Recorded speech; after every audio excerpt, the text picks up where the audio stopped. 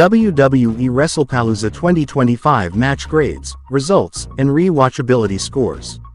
Wrestlepalooza 2025 marked a turning point in WWE history. It was the very first premium live event PLE streamed on the new ESPN app, and it didn't disappoint with big in-ring returns, emotional announcements and a new champion crowned. We take a look at it all with a complete set of match grades, even a grade for the new ESPN app. Each match also gets a re-watchability score, 1 to 10, based on how fun, exciting or historic it is.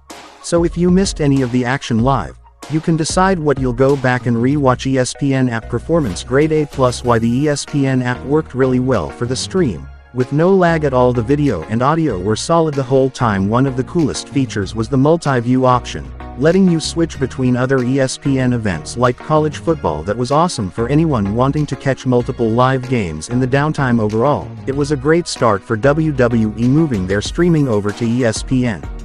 Let's hope the complete library follows soon. Stephanie McMahon Hall of Fame announcement grade A. Why Stephanie McMahon's induction announcement for the 2026 class felt totally deserved and meaningful, and looked like it came as a legit shock, which is hard to do for someone as involved in the business as she is.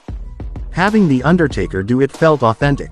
Alright, let's get into the match grades for the full Wrestlepalooza 2025 main card. The grades are based on the storytelling, general in-ring action, crowd reactions and how worth it is to go back and re-watch the match. Grade re-watchability, 1 to 10, John Cena vs. Brock Lesnar C 2/10, The Usos vs. Braun Breaker and Bronson Reed 6/10, Io Sky vs. Stephanie Vaquer, vacant Women's World Championship. A 9/10, CM Punk and AJ Lee vs. Seth Rollins and Becky Lynch. A detailed match notes. 1. John Cena vs. Brock Lesnar.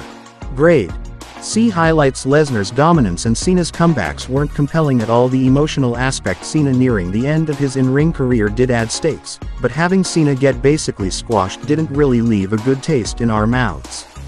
2. The Usos vs. Braun Breaker and Bronson Reed. Grade B highlights good, solid tag team contest with 4 very capable workers. The crowd invested for a bit, which helped. Breaker and Reed are rising stars, and the Usos are as good as any tag team in WWE history, so the ingredients were there for a classic. We didn't quite get there, and the finish left some to be desired. 3. Io Sky vs. Stephanie Vaquer, vacant Women's World Championship. Grade A highlights. Living up to expectations, both women worked really hard and the finish, while expected, still had that emotional feel to it. Crowning a new champion, Stephanie Vaquer has a chance to now run with the strap. Hopefully, she continues to evolve her character. 4. CM Punk and AJ Lee vs. Seth Rollins and Becky Lynch. Grade A highlights. AJ Lee's return after more than 10 years brings a lot of nostalgia. The chemistry among the 4 wrestlers was strong, and their promos and background stories contributed to that. There were some mistakes and slower moments, but the fans really connected emotionally. Punk finally prevailing over Rollins makes the victory feel more significant. WWE really nailed the pre-show hype and build-up.